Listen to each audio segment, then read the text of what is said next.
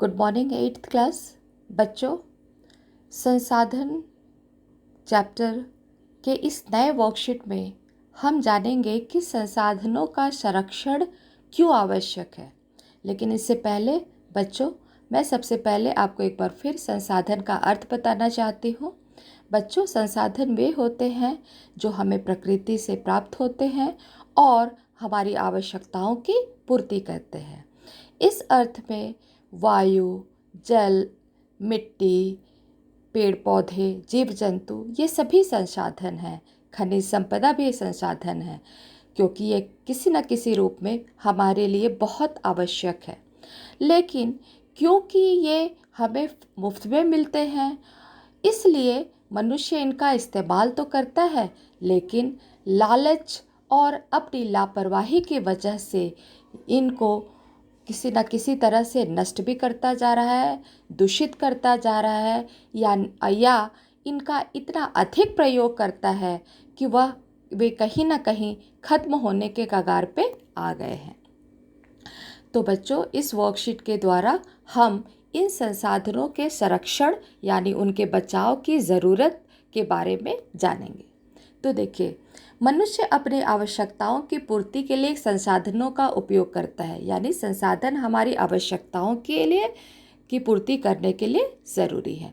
जनसंख्या वृद्धि के कारण संसाधनों की मांग लगातार बढ़ती जा रही है। तो यह एक पहला कारण है और सबसे मुख्य कारण है कि जिसकी वजह से संसाधनों का प्रयोग और मांग लगातार बढ़ता जा रहा है। विकास की चाह, हम खूब तरक्की चाहते हैं और इस तरक्की के लिए हमें संसाधनों की ज़्यादा से ज़्यादा आवश्यकता पड़ती है।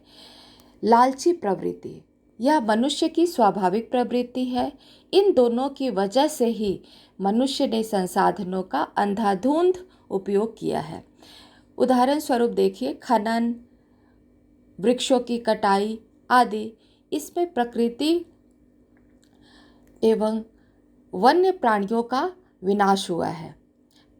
कागज बनाने के लिए भी बहुत से पेड़ों को काट दिया जाता है, अतः कागज को व्यर्थ ना होने दे। तो बच्चों, ये बातें ध्यान रखिए कि जिस कागज को आप इतनी आसानी से फाड़कर फेंक देते हैं, उस कागज़ को बनाने के लिए पेड़ों का इस्तेमाल होता है। और अगर आप कागज़ वेस्ट करते हैं तो इससे बड़ी संख्या में आप समझिए कि आपने पेड़ों को काटने में सहयोग दिया है। तो ऐसा कभी ना करें। इसी तरह सीमित मात्रा में मौजूद पेट्रोल का भी मनुष्य अत्यधिक दोहन कर रहा है, जो एक न एक दिन खत्म हो जाएगा। तो पेट्रोल का प्रयोग कहाँ कहाँ होता है आपको पता है। जब हम पेट्रोल का हद से ज़्यादा इस्तेमाल करते हैं तो हमें याद रखना चाहिए कि पेट्रोल जो है वो अनवीकरण संसाधन में है, यानी अगर एक बार ख़त्म हो गया तो उसे बनने में सैकड़ों वर्ष लग जाएंगे और हमें वह इतनी आसानी से प्राप्त नहीं होगा। इसके अलावा मानव प्राकृतिक उपहार पानी और वायु को भी बर्बाद और प्रदूषित कर रहा है, जिसका परिणाम हमें ही भुगतना पड़ता है। तो बच्चों, पानी और वायु, क्योंकि यह हमें मुफ्त में मिली हुई है, हमें पैसे नहीं देने पड़ते हैं, इस वजह से हम इनका मूल्य नहीं समझते हैं, इन्हें वेस्ट करते हैं, इन्हें प्रदूषित करते हैं। और आज पानी की समस्या कितनी है ये हम सभी को पता है। प्रदूषित वायु की वजह से होने वाली बीमारियों के बारे में भी हम जानते हैं। तात्पर्य यह है कि अत्यधिक दोहन मतलब किसी चीज़ का इस्तेमाल, उसे निकालना से प्रकृति का संतुलन बिगड़ने लगा है। तो बच्चों, प्रकृति का बैलेंस रहना बहुत ज़रूरी है। यदि यह संतुलन नष्ट हुआ तो मानव का अस्तित्व ही खतरे में पड़ जाएगा। मानव के अस्तित्व एवं प्रगति के लिए प्राकृतिक संसाधनों का संरक्षण बहुत ज़रूरी है। बच्चों, बहुत इंपॉर्टेंट लाइन है कि यदि हम अपनी प्रगति चाहते हैं और अपने आप को इस दुनिया में बचाए रहना चाहते हैं तो हमें संसाधनों का सीमित प्रयोग करना होगा, सोच समझ कर प्रयोग करना होगा, उन्हें खत्म होने से बचाना होगा और प्रकृति का संतुलन बनाए रखना होगा। बच्चों, अगर किसी बाल्टी से हम लगातार पानी निकालते जा रहे हैं और उस पर भर नहीं रहे हैं तो एक समय आएगा जब बाल्टी खाली हो जाएगी और फिर हमें प्यासा रहना पड़ेगा। बिल्कुल इसी तरह अगर हम एक पेड़ काट रहे हैं किसी कारण से तो हमें उसकी जगह 10 पेड़ लगा देना चाहिए ताकि बैलेंस बना रहे। अतः हमें संसाधनों का प्रयोग प्रकृति को बिना नुकसान पहुंचाए विवेकपूर्ण ढंग से नियोजन के साथ करना चाहिए ताकि लंबे समय तक हम उसका लाभ उठा सकें और आने वाली पीढ़ी भी उसका उपयोग कर सके। इसे हम सतत पोषणीय विकास कहते हैं। यानी संसाधनों का प्रयोग तो करें लेकिन इस तरह से करें कि हम भी उसका लाभ उठा सके और हमारी आने वाली पीढ़ी भी उसका लाभ उठा सके। इसे सतत पोषणीय विकास कहते हैं। और जिन तरीकों से हम संसाधनों को बचा सकते हैं उसे हम संसाधनों के संरक्षण कहते हैं। तो बच्चों अब हम आगे कुछ आपको ये पिक्चर्स दिए हुए हैं। प्रत्येक चित्र के आगे कैप्शन दिया गया है और प्रत्येक चित्र संसाधनों का संरक्षण कैसे कर सकता है उसके नीचे लिखे।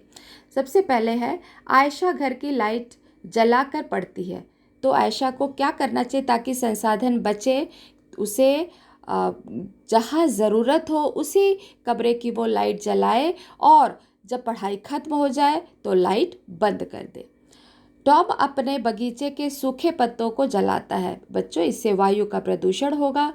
टॉम को चाहिए कि वह सूखे पत्तों को एक गड्ढे में डाल दे। इससे क्या है, खाद भी तैयार हो जाएगा और वायु का प्रदूषण भी नहीं होगा।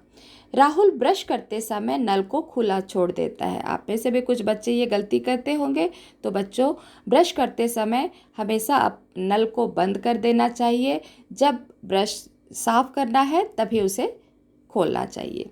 अब ये क्वेश्चन आंसर्स आपको दिए गए हैं। सतत पोषणीय विकास से आप क्या समझते हैं? इसका आंसर हमने यहाँ पर अभी लिखा है।